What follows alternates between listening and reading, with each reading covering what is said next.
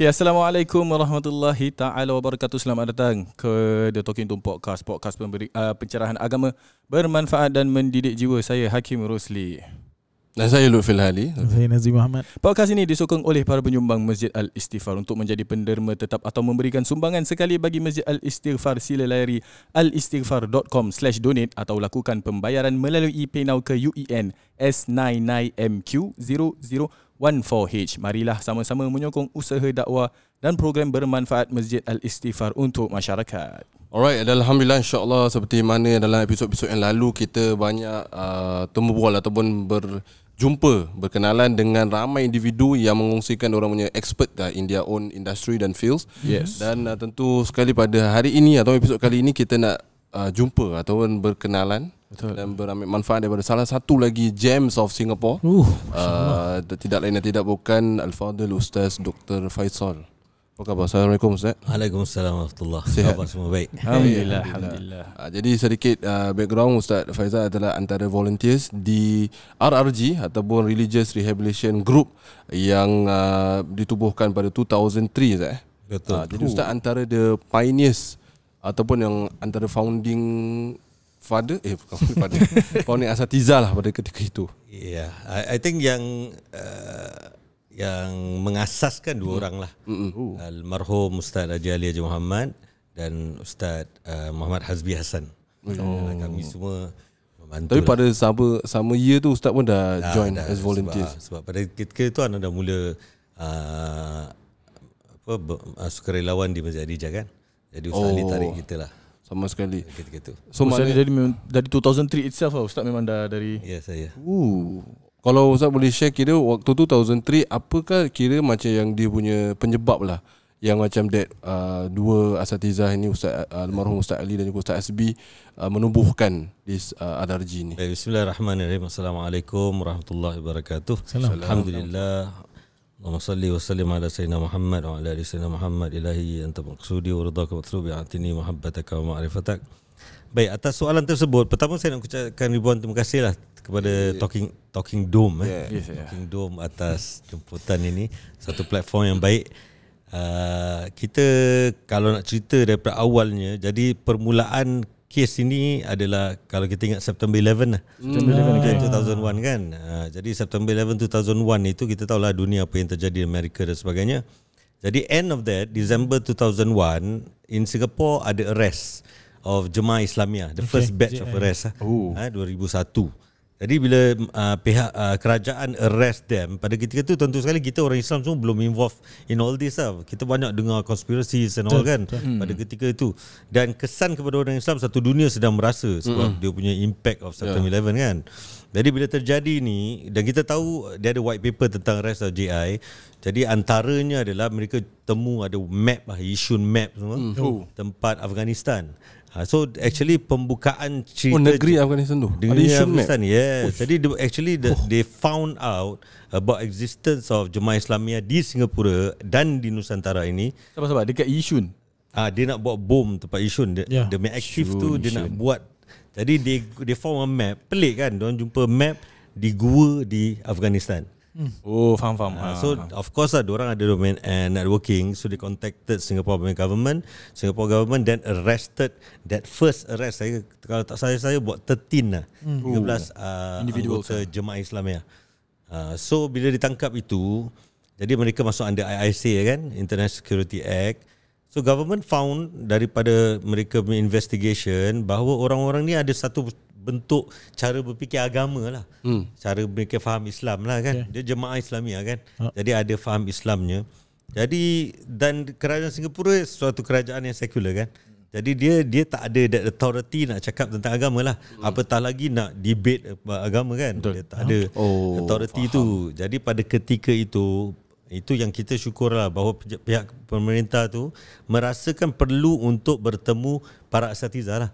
Jadi antara mereka yang bertemu asatizah mereka temu pada ketika itu adalah Ustaz Ali dan Ustaz Hasbi.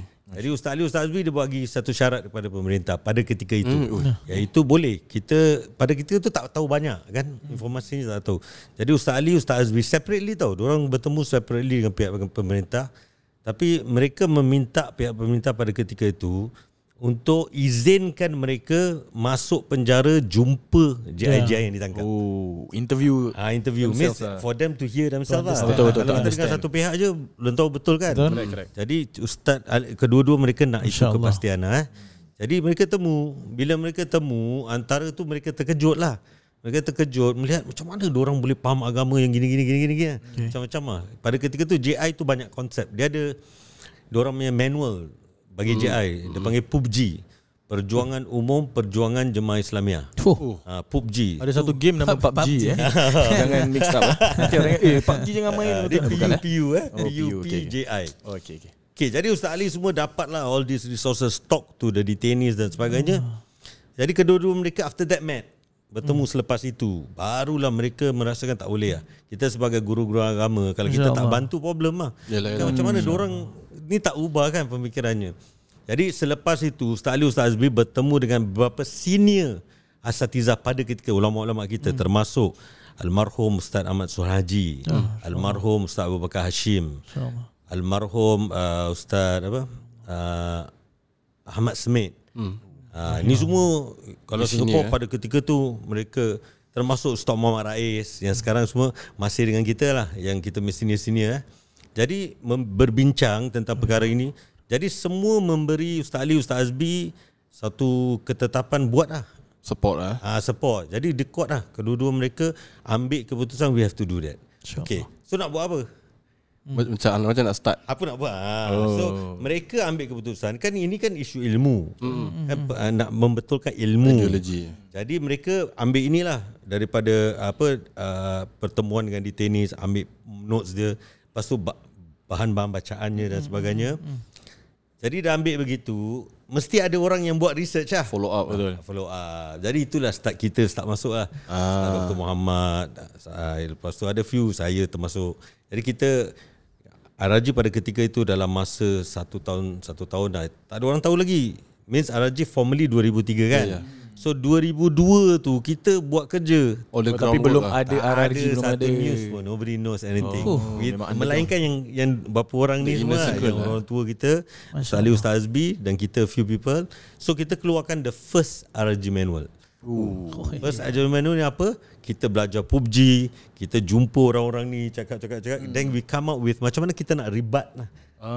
In terms of their understanding, ideas, ideology lah. Jadi itu jadi permulaan dia. Dan baru start panggil orang untuk bersama-sama kerja, gotong royong lah, untuk bantu untuk ni. Then we talk to the government in terms of macam mana nak buat. Then the issue of rehabilitation comes lah, religious counselling, through counselling. Itu permulaan dia lah.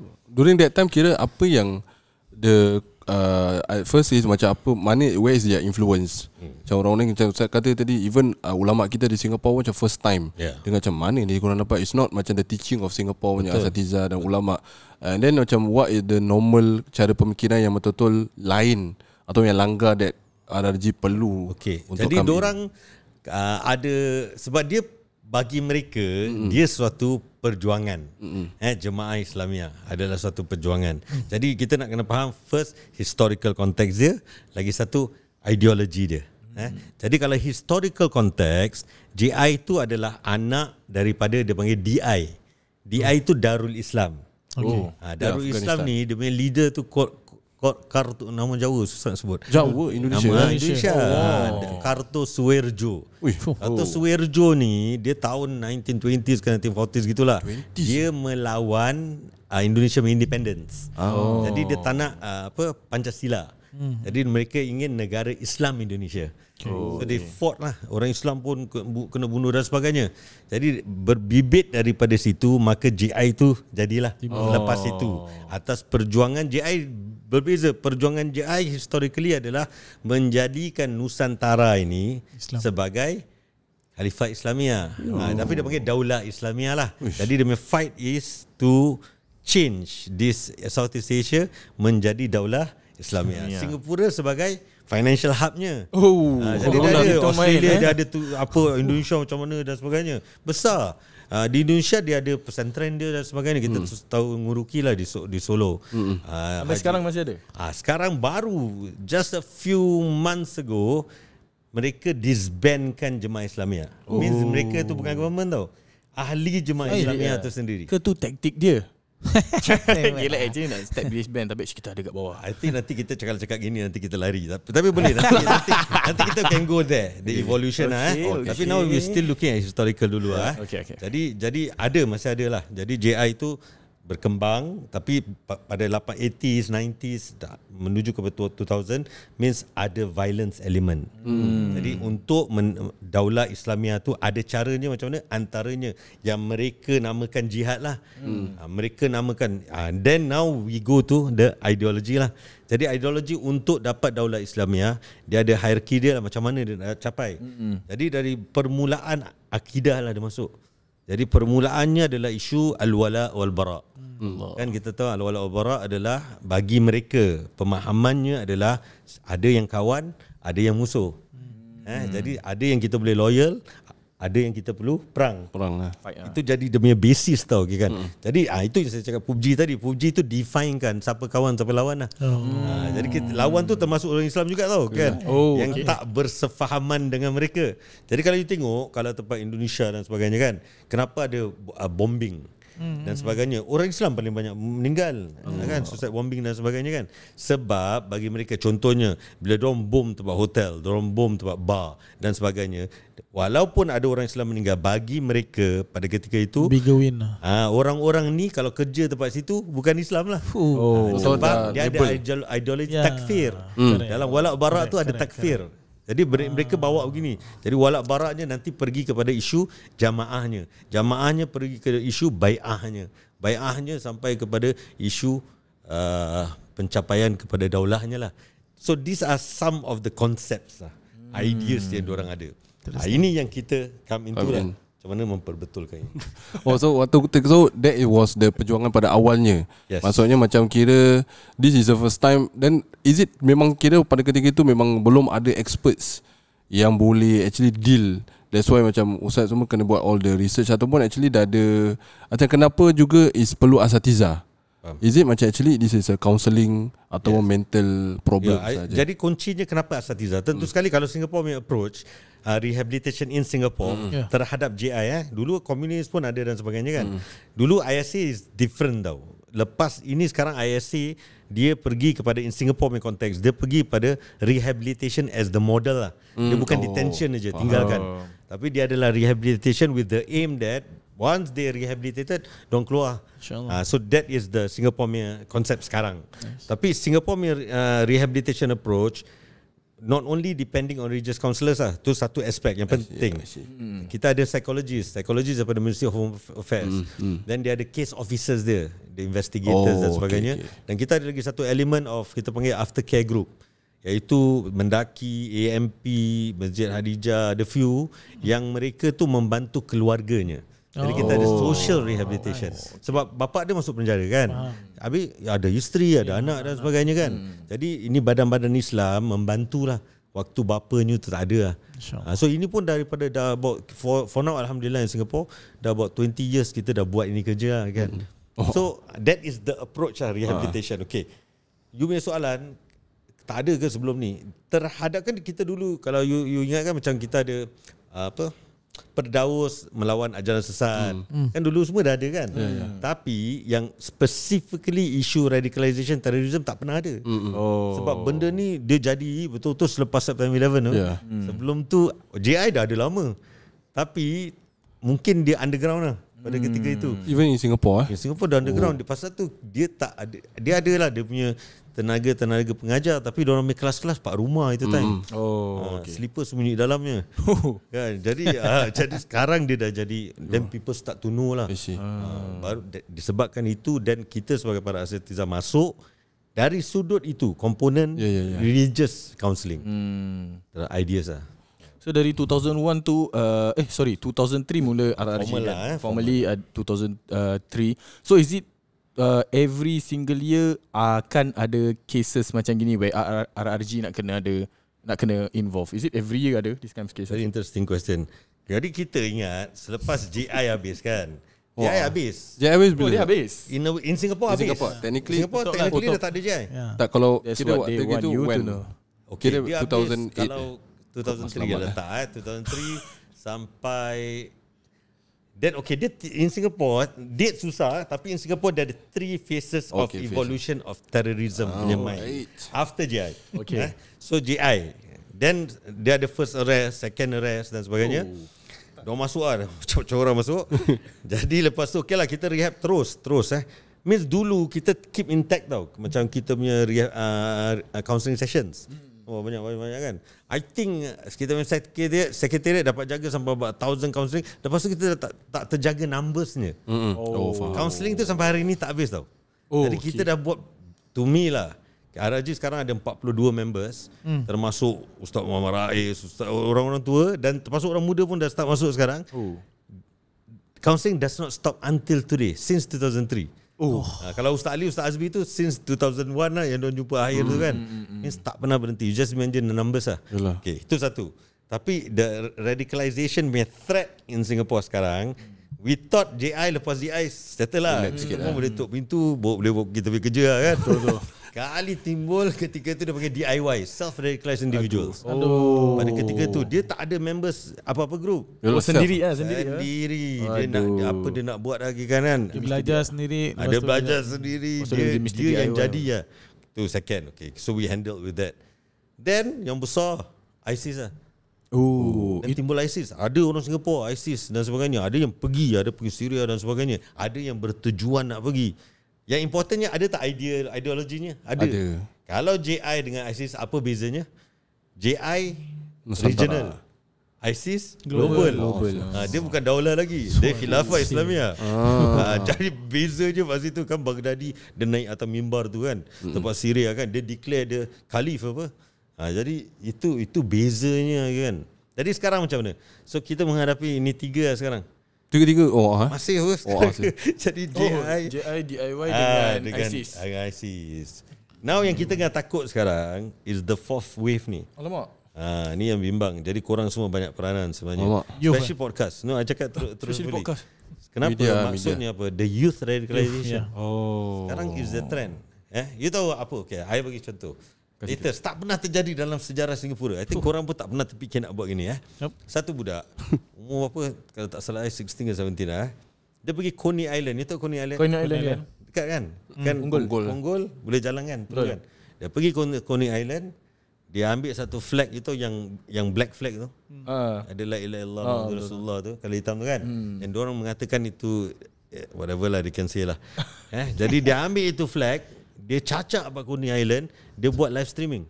Dia panggil kawan-kawan dia. Dia bilang sekarang aku dah create ini. Coney Island tu dia punya. Alamak. Ini dia buat live streaming tau. Berani itu berani satu. Lagi satu pelik kan. Betul. Macam mana kita tak pernah terfikir kita boleh jaga apa. Bertahun-tahun kita boleh jaga apa. Kira a new method maksud dia buat live streaming. They go online with such misunderstood understanding kan. Pemikiran diorang. Ini sedang terjadi sekarang. Singapore dah ada kes. Lagi satu budak muda. Berapa tahun? 14, 15 sekarang. Dia tahu dia pergi chatbot kan. Dia tak dapat untuk contact directly ISIS. Dia tak ada contact lah. Dia tak tahu macam mana cara tau.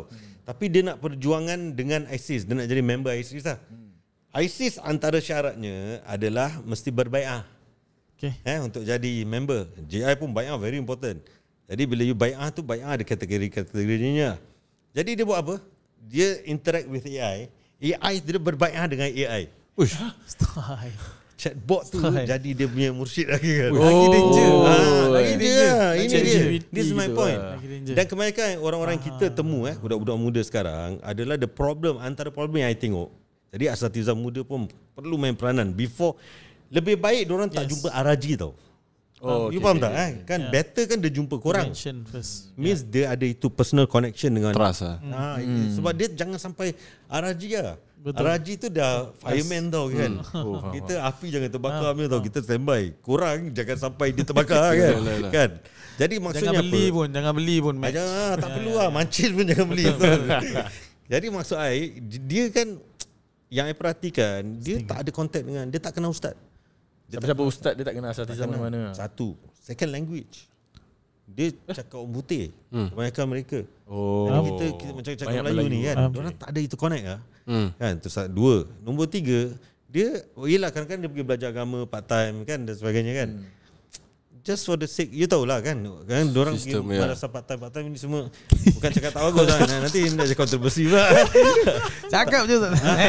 Tapi maksud Ana bukan bagus, kita perlu dalam begitu sebab diorang ada belajar yang lain dan sebagainya kan. Itu bagus, tapi sometimes the motivation part time belajar ni for the students lah. For the students kan, belajar tu dia tak ambil sebagai serius. Macam kita dulu kecil-kecil, mak hantar pergi ngaji, kita pergi main bola. Kan, it's the same concept lah kan. Yang korang pergi madrasah dulu kan. Sama lah macam itu. Jadi budak-budak ni sampai satu point, dia punya reference point terhadap agama adalah internet. Sekarang lagi AI lah. Jadi dia ada online chat, dia ada DMs, kan all this kan. Dia menggunakan ini. Kita bagi kita VR kan, virtual reality kan. Bagi kita virtual kan. Bagi budak-budak muda dia reality. Dari buang VR reality. Bagi dia dari reality sebab dia tak kenal orang tau. Understand. So echo chamber, then it creates echo chamber dia panggil. Kan echo chamber ni means dia dalam bilik macam kita lah, dalam begini kan. Dunia dia. Kita shoot sendiri apa kat sini. Kan? Kita rasa inilah dunia kita. It matters so much. Kan? Dia tak nampak yang di luar apa. Dia tak tahu pakcik kan sibuk-sibuk dengan masak kopi ke teh kan. Ni semua dia start daripada online gaming lah. Exactly. Online dah dunia dia, semua dia, kawan-kawan semua kat dalam. Ya Ustaz, good point. Roblox contoh. Kan? Roblox sekarang diorang create dia punya hilafah. Ada dalam server dia attract that. Macam-macam issues lah. It's right lah. So platform dah berubah. Kalau dulu kan diorang belajar dalam sembunyi-sembunyi. Sekarang diorang sembunyi juga. Tapi sembunyi diorang. Dan when they talk, diorang main game kan nanti diorang ada berbual-bual kan. Main chat tu, dia chat global society. Dia bukan berbual dengan kita lagi tau kan. Dia berbual siapa pun kita tak tahu.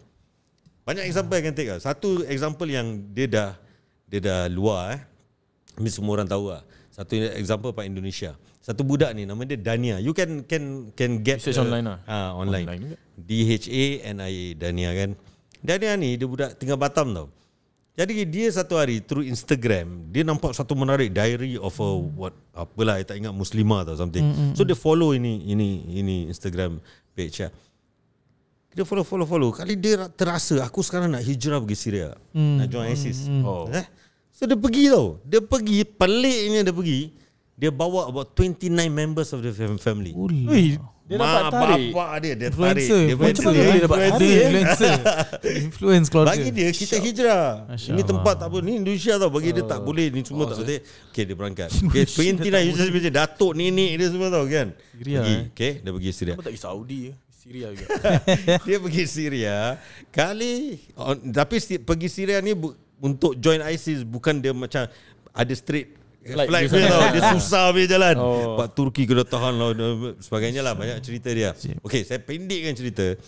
Bila dia sampai sana, first thing yang dia observe adalah dia kena separate lah. Yang lelaki semua kena hantar camp lain, dia masuk camp lain kan.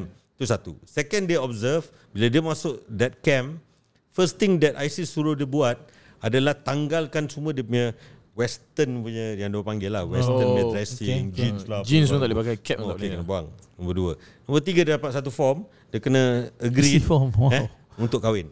Okay, faham. Alah tu kan. Jadi dia terkejut. First dia terkejut. Dia pergi macam utopian kan dengan idea. Masuk ni tempat semua. Masuk syurga Raudah ni kan. Kali dia tengok dia kena macam ni. Alamak, kena kahwin separation pula. Dan kena kahwin pula. Tujuan dia tak nak kahwin. Dia nak hijrah. Dia nak jadi orang Islam yang lebih baik. Dia niat tau. Niat diorang kadang-kadang baik tau. Tapi dia tak tahu lah. Okay. Dia pergi pendek kan cerita. About 2.5 years ke lebih gitu dia tinggal sana. Dia decided to lari daripada ISIS. Dia dah lari Indonesia kan 29 kan. Kan dia lari. Dia seorang ke 29 tu semua? Dia try tarik lah. Yalah. Antaranya nenek dia on the way kena bunuh. Dia tembak dia semua. Sampai hari ni dia tak tahu kubur nenek mana. Dan dia keluar bukan keluar naik flight pun tau. Keluar desert. Jadi sekarang dia dah balik Indonesia. Bapak dia pun dah balik Indonesia. Bapak dia dah kena jail kalau tak salah. Dia sekarang dalam program gini lah. Untuk community engagement lah. Sedarkan orang how dangerous. Tapi dekat Indonesia. Dekat Indonesia dia dah balik lah. Tapi these are real cases tau. My point is boleh terjadi tau. Kan anyone especially the young ones. Jadi macam mana kita nak bentengkan I think this time of stories actually tak ditahui ramai budak-budak remaja. Dia just tahu yang okay, first of all dia tak tahu apa-apa, and then dia come up with all these things yang dalam di kepala diorang, yang diorang ingat macam Ustaz cakap utopia, tapi actually the reality is benda tu macam shady lah. Betul. I think the shady part tu diorang tak tahu. So Ustaz actually kena ceritakan lagi cerita-cerita macam ni. Tapi Talking Dome kena buat ni kerja juga. Kita boleh cakap no problem. Platform very important. Correct, you ada platform gini, it's good lah. You boleh attract people in terms of isu ni, understanding dia luas kan. Isu dia luas tau. Trigger points dia, kenapa dia radicalize. Tak ada orang, there's a saying, no one is wake up one day and wants to become a terrorist. Slowly Kan? Dia proses. Banyak trigger points. Ada sebab A, B, C, macam-macam lah. Faham. Tadi saya cakap one of the phase is DIY punya phase. Macam that kind of macam phase is normally apa? Kira macam is it dia pre-ISIS? Dia pre-ISIS, tapi bagi dia, okay, kita modern society sekarang kan, kalau orang yang okay, kalau kononnya dia tak ada background agama lah, contoh dia tak ada background agama kan, jadi dia kan ada pencarian dalam hidup dia. Kan contohnya macam Singapore dulu ada 5Cs lah, all these things kan. Ada attainment lah, dia mesti nak capai sesuatu kan. Let's say dia dah dapat condominium, dia cars dia dah dapat semua. Okay, 5C. Okay. Once dia dah tengok muka blur je.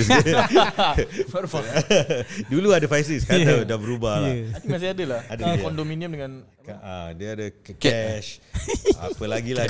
Children tak tahu. Jadi itu Singapore dulu I tak tahu 90s. Sekarang I don't know lah what it is lah. Jadi orang-orang gini, kalau yang terikut gini main lifestyle kan, okay, let's say lah diorang dapat ini 5 ke apa dia dah capai apa, tapi dia ada void lah. Kan dia dah rumah pun dah besar tapi kosong lah kan. Then people start searching for the next lah. Dia ada self-actualization kan. Tapi why do you think that orang tak search benda tu dekat masjid? Itulah, jadi ada juga orang yang search Pak Masjid jumpa. Kita tak boleh generalize, tak ada. Betul lah. Ada berapa banyak kita case radicalization di Singapura ni actually is a minority issue lah. Ni benda yang kecil dalam masyarakat Islam yang minority. Betul tak? Kita dalam minority. ISIS DI ni is a minority, 0.1% mungkin ataupun 0.01% daripada masyarakat kita. As a whole, alhamdulillah, masyarakat kita bagus tau pencapaian. Sekarang nak menuju kepada Islamic College, tengok korang asatiza yang macam gini punya keadaan, means satu pencapaian lah. Macam datuk nenek kita dulu 1970s until they won't believe this what. The setup kan, korang belajar jauh, pergi balik, khidmat balik pada masyarakat dan sebagainya. Masjid kita tempat island yang kecil ni ada 70 yang bergerak dengan macam-macam kejayaan lah kan, pencapaian masyarakat Islam yang lain dan sebagainya. Asian Cup pun dah boleh masuk kan? Alhamdulillah kan? Tengok Fandi jadi wali bola. Jadi itu kan kita punya sebagai orang Melayu apa kan, kita merasukan ulama bangga. Kita bangga apa. That's part of who we are lah as Singaporean Muslims kan. Jadi mereka ni dia sikit lah, sikit. Cuma the problem is bila dia nak cari ini jalan, mungkin kan segan nak pergi masjid kan, this kind of things kan, ataupun tak tahu masjid, ataupun dia pergi sembahyang Jumaat aja. Tak jumpa Alis lah pergi Kurnia. Dia kadang-kadang dia tak jumpa ustaz, dia tak kenal. Tak kenal kan. Jadi first kan paling senang sekarang search lah. Follow. That's the easiest one. Tapi kita kena faham whatever we search online is algorithm. Algorithm is based on money. Jadi apa pun you cakap, you type lah Islam apa kena babu, siapa yang sponsor paling besar tu dia yang keluar. Talking Dome cuba lah kan, you cari sponsor kaya-kaya, nanti you punya podcast will be number one. It's like that. That's the reality of algorithm, right? So ini yang kita punya, bila diorang tak ada itu, jadi diorang tengok oh ni yang perjuangkan Islam ah, ini ya, they come to that tau. Dia tak pernah kenal satu ustaz Pak Masal Junid contohnya. Dia tak nampak itu proses belajar agama ni lama. Kan cepat. Jadi this is sure ada term orang panggil McDonaldization lah. Dia nak cepat. Cepat. Kita semua dunia dah gini, fast food lah kan. Line up, order, makan, buang. Jadi ini dia agama pun dia merasakan begitu, dia tak nampak itu proses. Ya, tadi Ustaz cakap kita banyak kerja lah Talking Dome ni. Betul. Kita kena buat. I believe so. Dengan apa yang saya dapatkan adalah Talking Dome nak kena ada sponsorship, jadi kita kat atas. Leleh faham. Apa tu? Oh, kira let's say kita terjumpa, kalau ada orang approach kita, tapi kita tak well trained. Kita pun tak tahu nak guide. Macam what is macam as asatiza ataupun orang awam pun lah. Macam untuk benefit yang lain, macam kalau kita terdengar macam mana I think tahu, first kalau pun dia pergi dia jumpa you directly to the mosque kan. Jadi kawan dia dulu lah. That's the most important thing lah. Jangan serius sangat. Jangan serius lah. Bagi dia listening ear lah. Dia akan tanya apa? Takkan kan dia akan tanya soalan-soalan. Dia akan tanya, Ustaz saya nak belajar Islam lah, contoh. Ustaz saya nak jadi baik lah. This kind of things tau. Kadang-kadang dia dah buat macam-macam. Jadi dia nak return lah, nak cari jalan balik lah. Kan inabah lah. Masya-Allah. Jadi dia nak cari orang-orang yang dapat guide dia lah. Jadi first I think jangan ke RRG dulu. Important thing, semua orang ada role. This is what we want to say to the masyarakat lah. Semua orang ada role. Mak bapak ada role, adik-beradik ada role, kawan-kawan tu. Saya ada satu contoh, dia tak ada kawan lah. Tak ada kawan. Jadi dia punya kawan online. Kawan yang betul tapi pergi sekolah dan sebagainya, tapi tak feel macam feeling so, dan tak pernah kenal satu ustaz pun. Tak pernah kenal. Tapi online dia dah jadi macam raja. Betul tak? Jadi tak boleh. Tapi lepas tu membawa dia kepada sesuatu yang tak baik kan. Jadi lepas tu bila dia jumpa kita, dia merasakan ini daripada dulu kalau aku dah gini kan aku tak jadi gini. Faham tak? Jadi kalau you ada macam siapa-siapa pun lah, apatah lagi macam korang ustaz-ustaz muda kan. Jadi that touch lah. You mesti attract people lah kepada jalan. Sebab saya tengok ada satu parent pernah jumpa. Dia cakap anak dia macam ada problem lah, macam belajar online dan sebagainya. Tapi kira bila jumpa anak dia pula, dia macam more to stress dengan parent dia.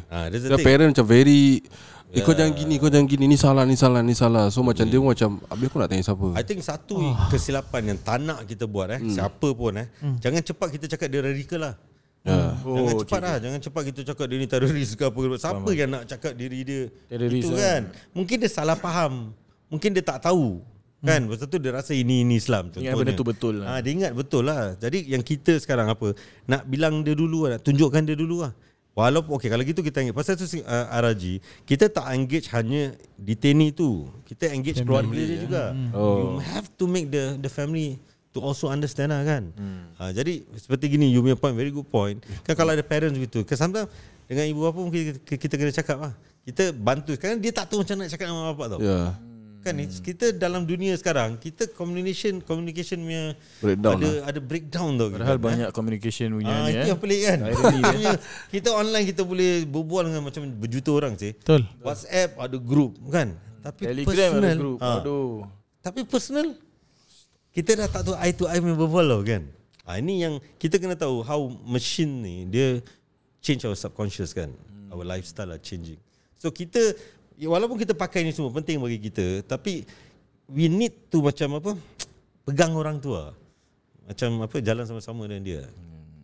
Tak boleh lah. Kita kalau tak ada sayang lah, takut. Ustaz, kalau yang RRG ni kan, religious apa tu? Rehabilitation Group. Okay. So religious ni adakah dia only for Islamic ke, dia outside Islamic pun kira under the RRG punya?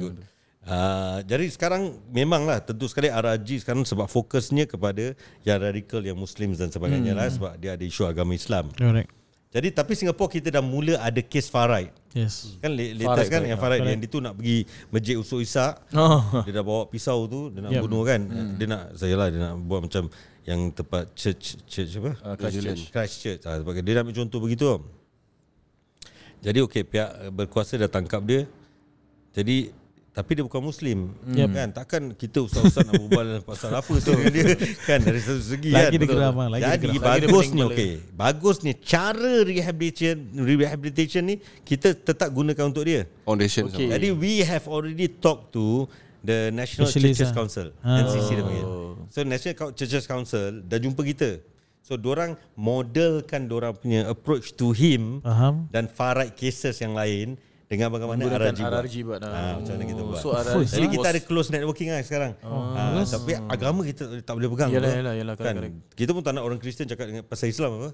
Kan it's like that lah kan. Sampai ahlinya mereka jalankan. Tapi approachnya kita sama-sama kongsi. So maksudnya RRG dah jadi macam template for other punya model lah.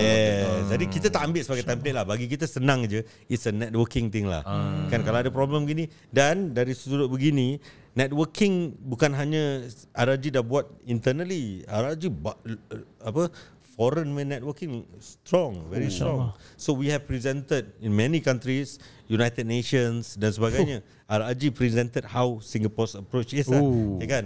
So you have to understand, dunia terrorist rehabilitation ni is still new. So it's about 20-25 years.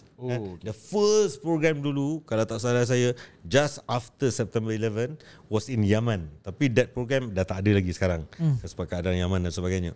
Singapore could be the longest standing rehabilitation program sampai sekarang in the world. Ada negara-negara yang adopt. Kita pernah ada 2015 ke apa, kita pernah ada terrorist rehabilitation conference, world conference, international conference, yang panggil-panggil different negara to study rehabilitation or to see their programs dan sebagainya. Within Southeast Asia pun kita ada, Indonesia ada program, Malaysia ada program, Philippines ada program, this kind of things lah. So we have sharing of outputs lah with our partners lah in that sense, who does terrorist rehabilitation lah. Ustaz ada jumpa Mas Selamat tak? Jumpa kawan-kawannya. Okay, kita kena faham begini, kalau konteks di Singapura, rehabilitation itu adalah bukan paksaan kepada detainee. Maksud? Bukan paksaan. Means kalau dia masuk dalam penjara kan. Dia choose tak nak. Dia tak boleh macam engkau mesti ikut gini Tak. Dia diberi peluang lah. Dia nak. Macam dia punya case MSK, dia tak involve lah. Dia tak nak. Dalam rehab. Itu pilihan lah. Itu pilihan Wallahualam baru tahu. Tapi dari sudut menjaga ehwal detainees dan sebagainya, itu pihak prisoner. Kita pergi sebagai counselors lah. Jadi internal matters kita takkan kita pegang kunci kan. Kalau tak ada kunci tu kita pula tak boleh masuk. Satu kita kerja rapat lah. Baru tahu yang actually kira rehabilitation tu diorang boleh choose not to have lah. Dia tak boleh paksa. Okay, understand. Tapi dulu JI first diorang semua nak jumpa ustaz-ustaz.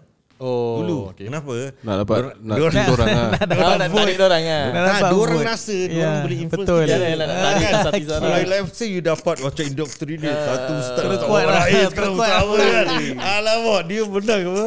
But JI dia punya understanding is dakwah. Dakwah dia besar. Itu dia punya kena jalan punya. Jadi kau pak mana pun. Pasal tu ada places in the other parts of the world lah. Better I don't mention names lah. Dia dalam negara, dalam prison mereka, warden jadi Jemaah Islamiyah members. Alamak, dia dapat turn. Dia dapat turn. Ada kes. Ini semua boleh baca. You boleh search online. Okay, nanti send material. You check. Okay, dan sekarang tu zaman sekarang pun kita, macam tadi Ustaz kata, kita nak bantu mereka dan sebagainya. Tapi macam mana kita nak bezakan where ideologi ni actually dah unsur radikal atau it's just an opinion, yang strong opinion of macam certain direction of issues. I mention tadi dia ada several issues lah. Isu wala bara. Kalau dia mengatakan akidah dia berpegang pada itu kan, itu you dah start boleh engaging lah. Engaging in the sense that you kena tunjukkan kepada dia, kalau dia hanya berpegang begitu, akhirnya dia boleh sampai kepada ni. Sebab dia ada isu takfir. Dalam wala bara tu ada takfir tau. Kalau ada takfir tu bahaya. Kita kan mana ada kita belajar tentang kita faham takfir tau. Tapi kita bagi kita tak boleh adopt takfir. Kan apatah lagi Singapura dan sebagainya. Pingsan sekali kita tak ada orang datang masjid daripada ni. Betul tak kan? Tak boleh. Ini konsep tak boleh. Tapi bagi mereka wala bara tu menyebabkan adanya takfir. Itu satu. Then ada isu seperti mereka berbicara ingin berbaiat dengan satu grup lah contoh. Dia baiat tarikah lain tau. Ini baiat nak fight tau. Jadi mujahadah dia, erti mujahadah dia tu physical qital. Dia bukan mujahadah nafs. Ini ada perbezaannya lah. Jadi itu antara the kind of thing. Lagi satu, isu-isu yang menuju kepada penciptaan sesuatu lah, macam negara Islam, this kind of thing. So these are macam points. Kalau budak ni dah cakap gini dah pelik lah. Faham tak? Orang biasa tak akan berbual ini apa. Lepas situ you dah boleh start engaging lah. You rasa lepas situ you perlu contact RRG, you just WhatsApp kita lah kan. WhatsApp boleh lah, biasanya kita dah kenal. RRG WhatsApp number. Tapi RRG ada website, ada Instagram dan sebagainya kan. Jadi you just start religious rehabilitation group.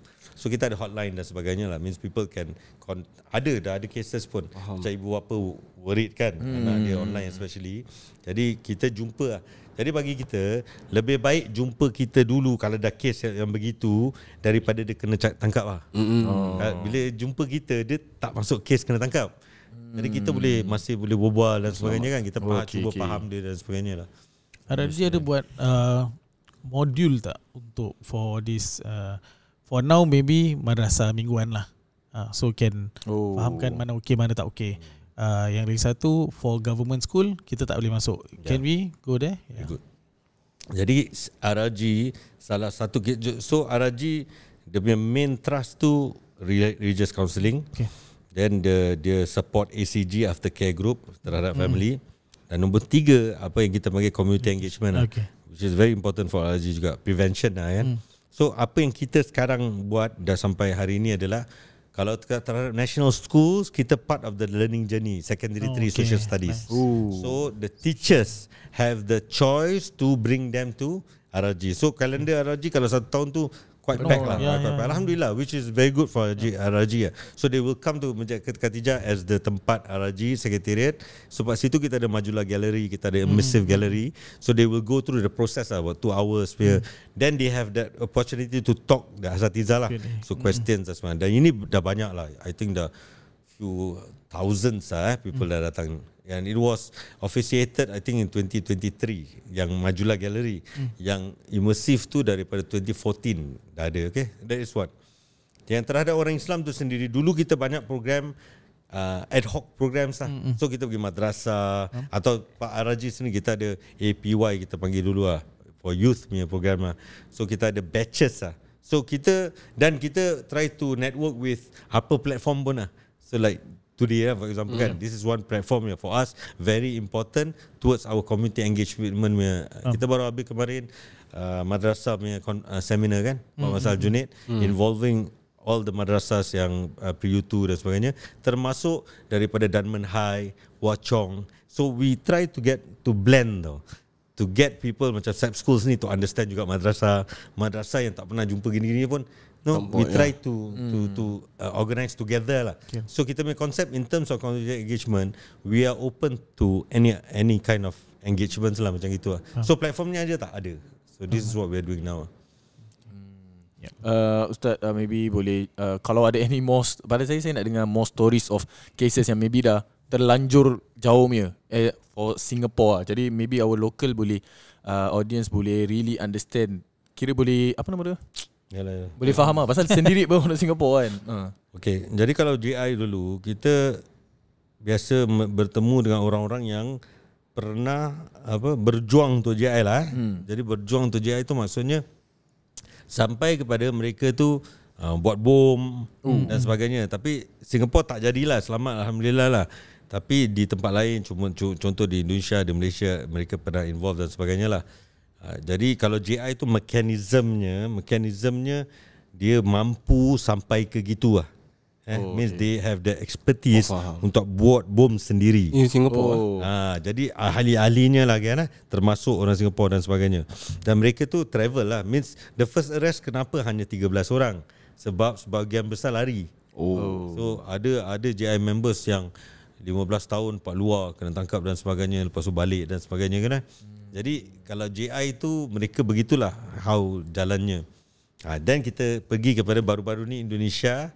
Di Indonesia Jemaah Islamiah sendiri mereka tu membubarkan Jemaah Islamiah. Sebab mereka dah tak percaya atas perjuangan Jemaah Islamiah itu tersebut. Sebab antara yang paling besar perjuangan Jemaah Islam di Indonesia adalah tak boleh menerima negara Indonesia sebagai negara Pancasila. Tapi disebabkan the works that have been done in Indonesia, mereka banyak yang kena tahan ni semua, mereka dah keluar dan mereka dah adopt tu menjadi orang Indonesia jugalah. Means taking Pancasila as part of their. Pasal tu diorang disband Jemaah Islamiah. Tapi while kita cakap gitu, alhamdulillah satu yang baik, dia ada jemaah-jemaah yang lain juga yang ada affiliation. Jadi contoh dia ada Jemaah Ansarut Tauhid, dia ada Jemaah Ansarut Daulah. Ini semua masih ada lah. Tapi kalau kita perhatikan sekarang, seaktif bombing tu dah tak macam dulu. Kalau you tengok in the 2000 sampai 2010, 2020 kan, mesti kalau dengar mesti ada cerita bom ke. Jakarta bombing lah, Indonesia lah, Surabaya lah. Kan selalu dengar. Tapi kalau sekarang macam dorang punya radicalization, apa yang dorang nak buat? Kalau tak dulu bom, jadi macam dorang dah direct bunuh atau pakai weapon. Jadi sekarang alhamdulillah banyak perubahan lah. Means active participation mereka tu untuk buat apa dah tak nampak. Kan dah jarang kan kita nampak kan. So maknanya baru manage to stop yang dekat ni je. Kepala Gading tu kan. Yang sembahyang Jumaat tu. Kan baru ni ada kes Pak Jakarta. Tak sure.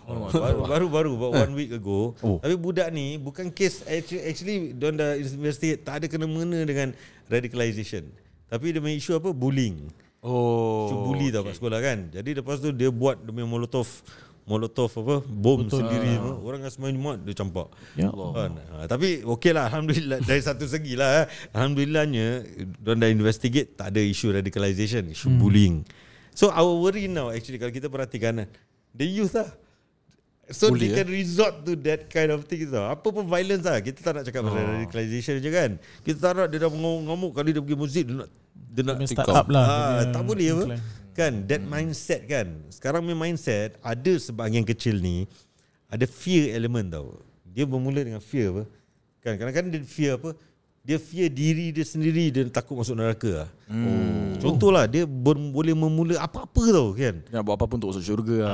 Contohlah sebagai satu contoh kan. Bagi dia what's the fastest route Taubat lah kan. Betul. Yang kalau kita faham kefahaman kita tu kan bagi sebab apa taubat. Macam mana you boleh cakap taubat? Saya belajar. Sebab you dah go dulu. Aku tak nak jawab. Tak adalah, you mesti jawab gitu punya. Ini so this is a very good example kan. Betul-betul kalau dia orang yang belajar kan, dia tahu tau. Taubat is the first apa. Istighfar lah sekurang-kurangnya kan. Sebab aku cuba jadi baik lah. Contohlah kan gitu kan. Kalau gini, perkataan taubat pun dia tak kenal. Dia ingat lagu Indonesia sometimes, taubat. Kalau dia dengar lagu Melayu. Kalau tak dengar lagu Melayu, bagi dia tak tahu sih. Apa satu saya bilang, sekarang media, walaupun entertainment, very important. Yes. Because it plays that role. Betul. Because you kena faham tau, sekarang mindset kita kadang-kadang, ni kesilapan kita. Sometimes kita duduk di bawah kita punya kepompong dia panggil lah. Yang tahu agama. Kita rasa kita tahu sebab kita belajar lama, betul tak? Tak ada orang dia tak dapat ini peluang terus. Dia tak dapat ini peluang terus. Tahu. So ini yang kerja kita. Jadi kita kena faham orang tau. Tak semua orang yang masuk masjid tu dia tahu apa. Kan? Ada orang dia nak tapi dia tak tahu macam nak cakap. Dia malu. Inilah kita punya approachability ni. Jadi bagi saya lah, all these years kan, dah pengalaman saya perhatikan macam ustaz-ustaz kita yang senior-senior kan. Diorang tu senang, masyarakat senang approach mereka. Kan ustaz-ustaz kita je tu kalau perhatikan kan. Diorang of course lah dulu tak ada virtual reality apa. Online diorang not present tapi kalau diorang jalan mana-mana orang kenal diorang tau. Betul. Diorang akan tanya ustaz, saya ada problem macam dia tepi jalan ni tau cakap kan. I think itu yang konsep yang kita tak boleh hilang. Ini sekarang dah kurang tau. Betul. Kan sekarang because sekarang people go online apa. Betul. Dia nak tanya sekarang lagi AI ustaz lah. Dia tak ada itu kawan. Itu dia tak anggap macam kan. Kalau orang DM ustaz pun, ustaz mungkin tak baca remedi sebab tak direct depan. Baca tapi kita tak. Kita pula ini yang kita takut. Kita takut orang message kita rasa kadang-kadang kita dah terlampau banyak. Ya betul. Kita rasa tak important lah. Ya. Doesn't relate to my work ke apa kan. Jadi kita kena faham tau sekarang macam asatizah lah, terutama sekali ustazat jugalah, adalah yang kita ni mesti jadi orang yang dapat diterima lah. Macam dia confident to talk to us. Yes. Semua asatizah pun dah nak kena start baca message lah ni. Janganlah cakap orang tak baca message. Marah pula orang. Macam ni judgemental lah. Mana boleh judgemental. Sorry, I kira actually more program should be done for the primary before secondary tau. Because yang the rising is the youth, which is Sec 1 to Sec 4. Takut-takut bila dah start search and tak ada circle of asatizah to us, so tu dah start the danger sikit. So maknanya program Agree. Zubir betul. Agree. The younger ones tu kita kena. Walaupun tapi tak boleh serius-serius lah kan. Betul. Macam-macam Dia kena kan. start, diorang biasakan benda tu actually bukan benda normal. Pasal bila masuk secondary, diorang rasa macam diorang boleh fikir. Dia ada adult kan, brain dia kira macam dah develop lah, dah O level lah abang apa. So it's like this lah. Macam kalau JI bermain dengan konsep, ISIS bermain dengan konsep. Jadi orang ambil itu konsep sehingga kan dia tak tahu apa-apa pasal bai'ah, dia nak bai'ah dengan ISIS. Kan contoh kan dia tak tahu apa-apa tahu tentang bai'ah, tapi bagi dia that is my allegiance to ISIS kan. Jadi kita kalau nak pergi approach kepada youth ni kan, you kena kenalkan dia a few concepts lah yang dia boleh pegang. Macam you cakap tadi kan, taubah. Allah kan, means dia kena tahu tau ada elemen taubah. Contoh lah kan, macam-macam lagi apa, tawakal, apa-apa lah yang sabar, dia sabar, syukur kan, this kind of concept kan. Jadi kita bagi dia apa tau, macam guiding lah, guiding poles lah, the proper kan? punya jadi dia dalam jalan hidup ni, kalau dia ada problem, dia tahu oh Islam ada ni ini mungkin dia baca satu doa lah, istighfar ke rabbaya ke apa kan. Jadi bagi dia, ya aku ada something ni dia tak tahu apa-apa tau kan. Jadi tak faham. I think this is how we should go there lah. Even diorang pun tak ada doa buka komputer tau. So terus masuk, betul diorang terus kan, terus search terus ni macam unguided. Lagi sekarang komputer semua kat dalam bilik, dulu kat luar, kat hall. So faham dengan handphone lagi. Okay, understand. Risau. Saya ada soalan pasal macam this ideology thing. Is it something that kita perlu ambil berat, or macam Ustaz tadi cakap, because it's 0.1% I just giving yalah, kira yang penting benda tu kecil lah. So kalau kita nampak signs of these things, kita nak kena ambil serius ke patut kita macam relax dulu? Okay. Tak mu terus macam tak boleh lah. Kita pun tak boleh alamis Kita tak boleh alamis lah. Okay. Melainkan kalau dia datang sini dah bawa pisau lah. Kita boleh terus relax apa relax. Tak boleh lah. Tak boleh. Itu tak boleh lah. Itu authorities you can must come in kan. Tapi kalau you sebagai seorang ustaz, you dah belajar gini lama, you will know what. Kalau dia cara cakap ni macam dia posting lain, you dah bagi you, it's your tanggungjawab. Correct. You tak boleh ambil macam tak payahlah jangan layan dia ni lah. Dia tak betul lah. Kan itu yang jadi masalahnya. Ataupun lagi satu, bukan dia yang datang, mungkin dia punya kawan-kawan datang, dia punya parents datang kan. Kita tak boleh ambil ringan lah bila dia datang. Means kita kena jadikan orang yang dapat menerima mereka. Then we set appointment apa kan. Okay, nanti saya jumpa lah. This kind of things lah kan. Maksudnya, so bukan pasal numbers tau. Every one person matters. Masya-Allah. Kalau ada kita tengok dia ni ada problem gini-gini kan. Dan ini ada tau kan, ada on the rise. Ada benda yang reported on the news apa. Macam ada ni case kan. Tapi kena faham, ada benda yang not reported in the news because dia tak sampai kepada law. Faham. Dia tak buat salah apa. Tapi dia dah mula ada cara berfikir. Itu syukurnya kita ada RRG yang kita buat gitu yang orang tak tahu. Means kita buat apa dari sudut orang-orang yang ada, macam parents ada jumpa kita atau sekolah ada cakap dengan kita. Kita dah step in dulu. Kita dah jumpa orang, dah datang jumpa kita dan sebagainya. Jadi masjid ataupun di mana-mana tempat yang kita ada, kita mesti have that welcoming arm lah. Pastoral lah. Betul lah. I think that yang Ustaz Nazri cakap masa taruh radicalization punya macam subject matter dekat dalam madrasah mingguan as kena taruh kat dalam. I think should be nanti kita bakal write in ke. Atau kita buat macam apa, interaktif punya talks youth dengan young ones kan, when we talk about this kind of guidelines, radicalization, this kind of things lah. I think kalau creativity wise, kita tak payah, jangan limit kan lah. Sky's the limit lah kira. In terms of outreach lah. Yalah. Kan, because kita nak buat benda yang fastabiqul khairat semua. Moga-moga lah, kita harap itu jadi jalannya. Kalau tak ada, siapa buat? Betul. Siapa nak tolak siapa? Tai Chi. Zubir Zuhail. Research dengan ni. Tak, saya nak ni tertarik sikit lah cerita-cerita tadi, atau cerita kan. Tadi bila Ustaz dah lama pengalaman dalam jumpa orang-orang yang ada di radical punya problem. Apa yang mungkin yang paling nervous tak bila jumpa orang, rasa takut lah, macam nak jumpa dia ni. Bukan siapa tak payah sebut nama. Tapi bila Ustaz jumpa ni, Ustaz ada rasa takut juga dengan dia. Kalau tadi kita cakap banyak pasal mereka kita cakap tentang ustaz-ustaz kita yang involve Jadi bila kita mula-mula JI mula-mula 2003, 2004, 2005 ni semua permulaan counselling kan. Jadi counselling tu pada mulanya kita tak pergi seorang-seorang. Pada mulanya. Okay. Ini saya sebagai pada ketika tu 20 years ago masih muda lah ustaz sekarang muda. masih muda. Alhamdulillah. Kita tunggu dah stable. Jadi saya sebagai ustaz yang lebih muda di pair kan. Kita pair kan. Jadi saya dulu first saya ingat saya dengan almarhum Ustaz Ibrahim Kasim. Kenal tak Ustaz Ibrahim Kasim? Dia ustaz, dia memang banyak represent the Tamil community at that time lah. Jadi seorang yang luar biasa lah Ustaz Ibrahim Kasim ni. Jadi saya counselling few year atau 1-2 years lah dengan dia. Jadi selamat lah sikit. Kita pun seram juga kan masuk kan. Ini GI ni dia bukan macam budak baru keluar sekolah. Dah tahu dia banyak. dah travel Afghanistan.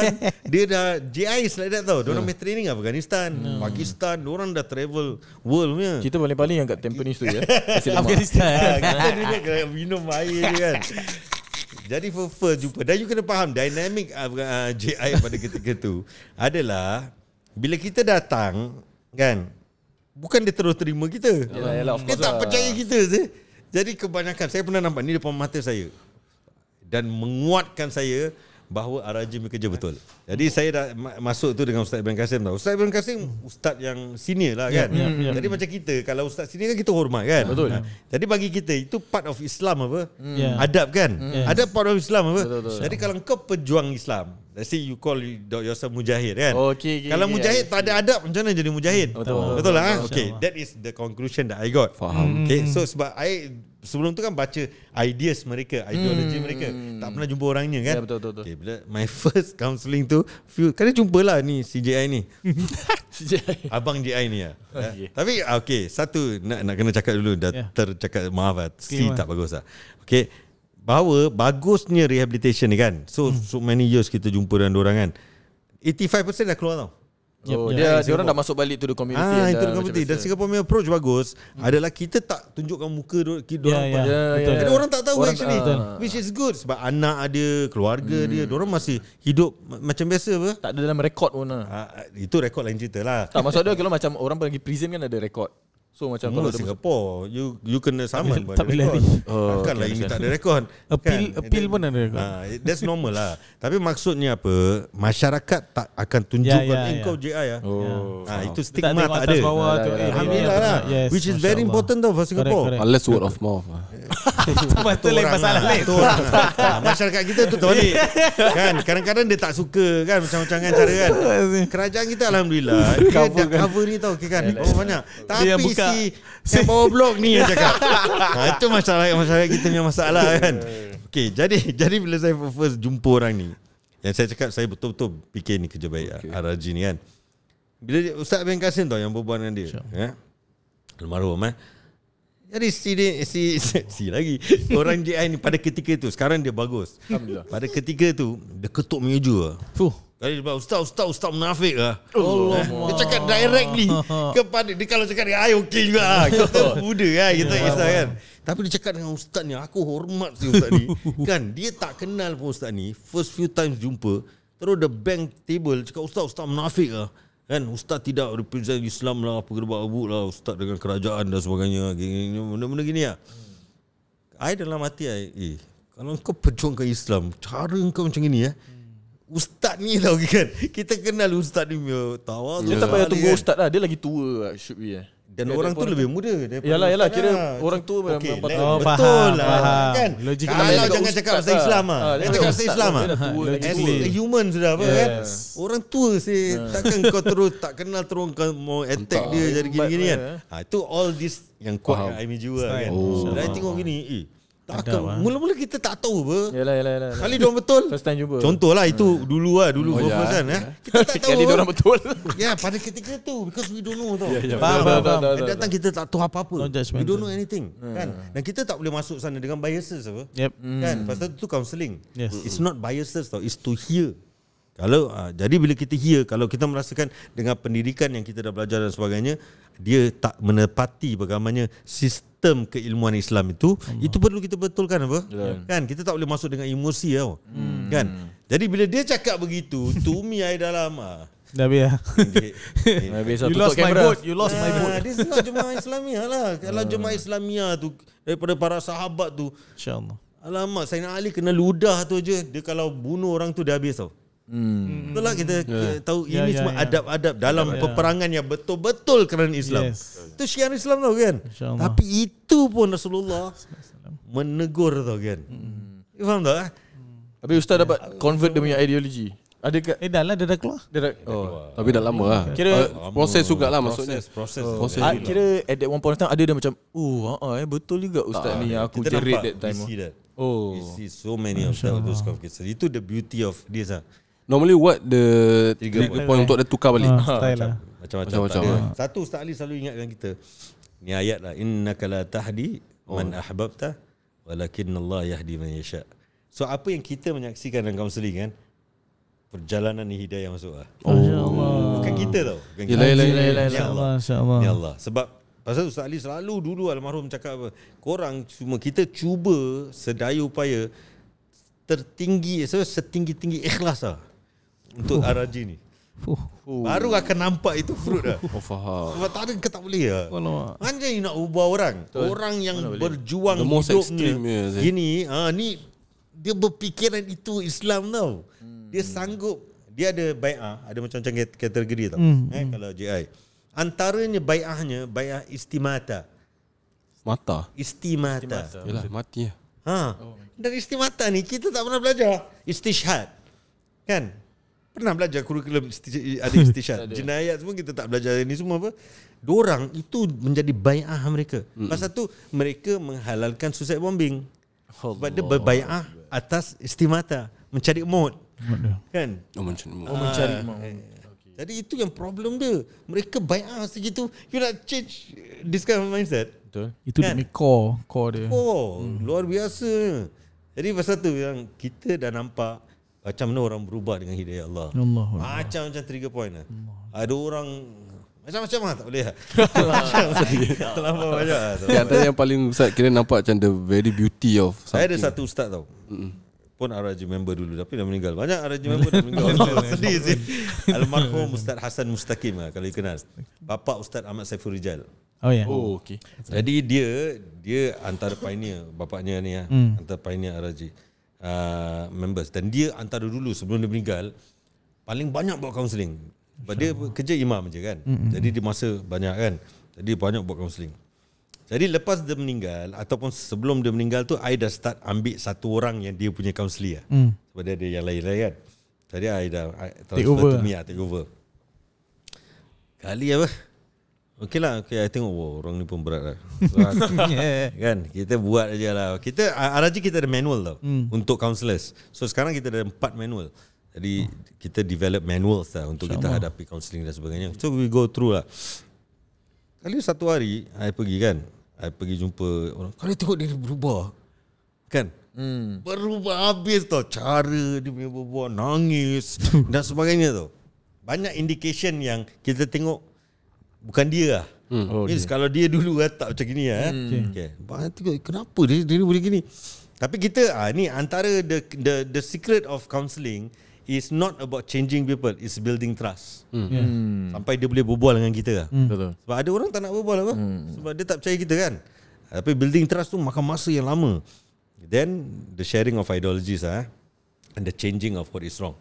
So dia ni tengok luar biasa dah macam orang lain lah. Macam dah tak kenal dia lagi tau.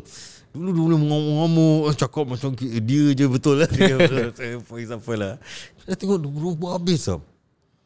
Kali lah, sampai satu masa tu I tanya dia. Kenapa you macam macam gini? I tahu bukan ayah. I tahu lah. Macam mana you boleh gini? Kali dia apa tau? Belum Ustaz, dia dalam penjara kan. Lepas satu hari dia bilang dengan tidur tau, kali dia mimpi almarhum Ustaz Hasan ni. Tahu? Dia apa entah Ustaz Hasan cakap dengan dia. Dia bangun daripada itu mimpi. Bagi dia dah dosa dengan Ustaz Hasan ni banyak. Masya Allah. Tapi waktu tu Ustaz dia Hasan tak dah tahu meninggal. Ustaz Hasan dah meninggal. Oh nice. Luar biasa. Luar biasa. Masya Allah. Ni antara ambil sebagai contoh sebagai contoh Masya Allah. Dan dia berubah selepas itu. Saya bilang tiga-tiga ini hidayah Tuhan. Hidayah macam-macam cara kan, macam-macam cara kan. Dan dia ambil itu sebagai benar. Itu terpulang masing-masing kan. Apa dia nak believe lah. Apa dia nak believe lah. Jadi selepas itu dia berubah. As a person dia berubah. Betul dia berubah kan. 360 sampai dah keluar dan sebagainya. Sekarang kita baik lah. Jumpa yang bagusnya jemaah Islam yang banyak dah keluar ni semua kan. Bila kita jumpa banyak kadang-kadang kita jumpa tersempat dan sebagainya. Banyak diorang punya feedback adalah apa tau. Ustaz terima kasih Kenapa Sebab dia bilang kalau ustaz-ustaz ni tak masuk prison pada dia orang tak tahu apa diorang jadi Sebab diorang ada kedegilan. Sebab ideas tu dan ada bai'ah. Paling susah bagi JI, ISIS macam nak ubah. Paling susah sebab mereka ikatkan diri mereka dengan bai'ah. Bai'ah kan tu yadullahi fawqa aydihim kan. Innama ayat tu alladzina yubayyi'unaka innama yubayyi'una Allah. Yadullahi fawqa aydihim. Dia ambil itu ayat. Jadi bai'ah ni tak boleh diputuskan sebab ni bai'ah dengan Allah. Jadi paling berat tu antaranya konsep yang susah adalah bai'ah sebab dia dah terikat dengan sesuatu dia punya Tuhan punya word apa? Apa Abdullah Sungkar ke Abu Bakar Bashir ke, diorang ada diorang punya guru-guru diorang kan. Dia macam sikit gangsterism pun ada. Exactly. Tak boleh keluar dah rembat lu tapi gangsterism tak ada elemen Tuhan. Faham. Kan dia ada group loyalty, brotherhood dan sebagainya kan. Tapi baju dia kan. Baju-baju. Tapi kalau ini dia akhirnya dia dengan Tuhan. Ni jihad fi sabilillah. Itu yang adanya Itu yang dahsyat. Itu yang lama kat mana-mana pun kau ada kau Exactly. Dia boleh pergi satu tempat, dia buat bom, dia meletupkan satu tempat tu lah. Tak jadi masalah sih. Allah lihat apa. Ni beza dia. InsyaAllah. Jadi ini sebagai cerita je lah. InsyaAllah. Seram juga. Alam bisawab. Kalau kita pun kita dah ambil banyak manfaat daripada hari ini insyaAllah. Tapi mungkin dalam sebelum kita akhiri macam final advice lah Ustaz. Kira for masyarakat, parents masyarakat. Kita ataupun macam parents dan juga macam mana bila kita especially dengar, saya rasa all yang macam mungkin kenal orang macam ni, kita nak beri semangat lah for them. I think satu yalah, hidup ni kita semua ada tujuan, keinginan masing-masing kan. Ini pun kita kena masuk sebagai salah satu tujuan lah hidup kita. Bahawa ni amal ma'ruf nahi mungkar kan. Jadi bagi kita pun ada peranan. Walaupun kita melihat ada yang kurang betul, kurang tepat kan, kita kena ambil serius terhadap perkara itu lah. Jangan kita rasa ada benda kan macam kadang-kadang kita hidup dalam dunia komen kan sekarang. Online kan dunia komen. Benda-benda pelik kita boleh komen. Tak ada kena-mengena kita hidup sih. Ambil kisah benda-benda yang gitu. Ini gini kita kutuk ustaz lah, kita kutuk masjid lah, kita kutuk apa kan. Betul. Itu semua kenapa kita boleh buat lah. Tapi bila anak kita ke siapa ke, budak-budak muda ni yang mereka tu nak cari jalan kembali tapi tak jumpa jalan kembali, kenapa kita tak nak ubah? Jangan hidup tu berkomen lah, hidup tu bernasihat lah. Sambil jadi sifat I think first kali paradigm shift lah. Kita nak kena ubah tu sebagai masyarakat lah. Jadi kita kena mengambil bahawa kita semua ada peranan untuk membantu satu sama lain lah. Sifat kalau Melayu dulu bagus lah, gotong royong lah. Jadi gotong royong tu sifatnya adalah supaya orang feel belong lah. I think that's the first lah. Jangan cakap saya semua. Ada orang yang dia boleh pegang tangan kita lah. Ada kawan lah. Kawan dah kurang lah. Kawan dah kurang tu. Kawan fizikal lah. Semua dah online. follow. Online kenapa followers, online likes kan, kita dah itu jadi kepentingan pula. Kan? Tapi kawan betul tau. Banyak orang yang kita kalau sedih ke apa kan, kita boleh message, dia tak judge kita. Bukan saya orang. Dia tak judge tau. Kawan lah. Kawan lah kan. Erti sahabat tu. Nabi Muhammad sunnah paling besar sahabat tu. Sunnah Nabi paling besar sih, bersahabat. Kesan dia pun berapa lama. Kesan dia dan expand Islam apa? Di atas dasar sahabat tau. Masya-Allah. Kan? Hari ni I tanya you, kita berapa banyak sahabat? Sahabat lah. Apa erti sahabat? Sahabat tu artinya apa? kalau dari konsep Rasulullah sallallahu alaihi wasallam dengan para sahabatnya, apa? Sebenarnya belajar dulu, semua belajar. Sohbah. Artinya yang hidup dengan zaman Nabi, sahabat. yalah itu teknikal dia. Erti sahabat tu apa? Bagaimana seseorang boleh jadi sahabat Rasulullah sallallahu alaihi wasallam? Okey. Syaratnya sama lah. Satu, sama means dia bertemu Rasulullah. Uwais Al-Qarni tak jadi sebab dia tak nampak Rasulullah kan. Jadi hidup sezaman bertemu. Bertemu. Second, apa beza Abu Jahal dengan Umar percaya Islam? beriman. Dia beriman dengan pada Rasulullah. ketika Dua. Tiga. Dia tak betray Rasulullah. Jadi dia berjuang. Berjuang. Ada sacrifice dari mana? Oh, okay. Kan untuk Rasulullah, senang Abu Bakar semua hartanya. Kan this kind of things lah. Okay, jadi kita ambil 3 elemen ni dulu lah. Okay. Jadi kalau kita ada seorang sahabat, kan, first sahabat tu mesti selalu jumpa lah. Tunggu apa? Lepak. Online tak kira Taklah, jumpa lah, jumpa. Online. Jumpa lah. Kalau you nak begitu, kalau seorang sahabat tu dia tak akan puas dengan online saja. Sebagai seorang sahabat, mari lah kita jumpa. JB, jom JB. Okay, so apa yang saya nak dapatkan, number one is kita kena lepak dengan kawan. Yes. Isteri faham itulah. Okay, terus. Tempat tak masuk. Tak masuk. Okay, kejap. Itu satu. Second, dia mesti beriman. Maksudnya apa beriman? Dia percaya kita. Ya, percaya. Betul. Kan dia percaya kita. Banyak sahabat kita percaya kita. Masya-Allah. Kan means non-judgmental lah. Masya-Allah. Kan dia kena non-judgmental. Dan problem kita sekarang ni penyakit online ni. Betul. Dia likes, comments, betul, kan? Betul. Share. So dia buat apa? Orang punya subconscious tau. Dia sedang buat apa? You are a judge to a post. Allah. That is the reality, what? You subconscious tau. Ini semua you perasan tak perasan aja. Saya perasan. Kan? Jadi dia melawan apa? Melawan konsep keimanan. Konsep keimanan apa? You don't judge. Fake social media. Walaupun 10,000 orang cakap kawan you tak betul, kan? Yeah. You akan cuba. Kenapa baik kau sangka. gini? Bermula dengan baik sangka lah. Means kenapa kau gini? Kau ada problem ke apa? Means dia ada orang yang dia boleh cakap dengan. Kan? Walaupun dia salah lah. Kan? Tapi at least aku faham lah kenapa kau buat gini. You faham tak? Okay, nombor 2. Nombor 3, seorang sahabat tu dia sanggup sacrifice for you. Yes. Banyak kita nak Abu Bakar semua harta kau. Dia pun Umar pelik kan. Kan sampai dia merasakan half aku kena untuk diri aku apa. Kan baru lepas tu dia faham kan. Dia bilang luar biasa. Means Rasulullah didik mereka untuk betul-betul mengenali erti sahabat tau. Allah. Ni jangan cakap yang lain-lain. Sayyidina Ali punya perjuangan macam mana? Sayyidah Fatimah, keluarga-keluarga Rasulullah luar biasa kan. Kan kita ini elemen ni kita dah kurang banyak. Hilang. Kita tahu informasi banyak, agama banyak. Tapi the depth agama kita tak ada. That's the reality. Tak ada. Kan? Berapa banyak Quran dah hafal lah, dah hatam lah dan sebagainya. Bagus lah. Tapi menjiwai, InsyaAllah. betul tak jiwa? Jadi kita ambil sebagai sahabat last tu lah. Yang sahabat bagi I lah, bagi I. Kita kehilangan itu lah. Bagi I lah. Kan? Jadi kalau tak ada. Inilah problemnya.